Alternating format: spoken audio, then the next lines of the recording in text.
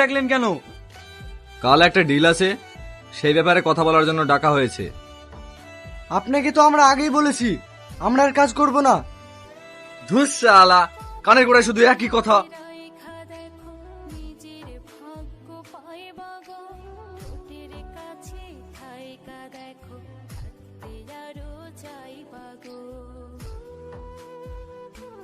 তাহলে তোর মনে মনে এই প্ল্যান ছিল? বিশ্বাসঘাতক, বেঈমান।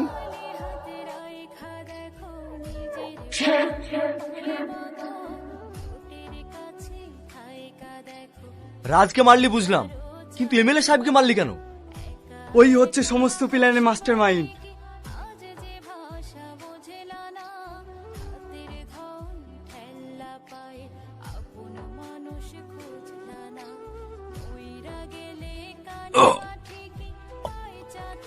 তুই আমাকে মারলি কেন? তুই অনেক পাপ করেছিস।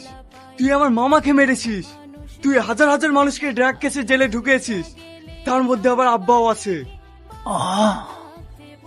হ্যাঁ, তুই বেঁচে থাকলে আরো কত মায়ের বুক খালি করতিস, হাজার রাজের মতো গুন্ডার জন্ম দিতিস। তাই তোর এই পৃথিবীতে বেঁচে থাকার কোনো অধিকার নেই।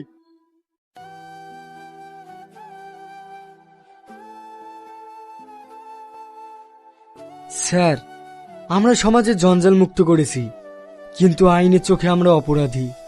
তাই আমরা নিজে থেকে স্যালেন্ডার করতে এসেছি।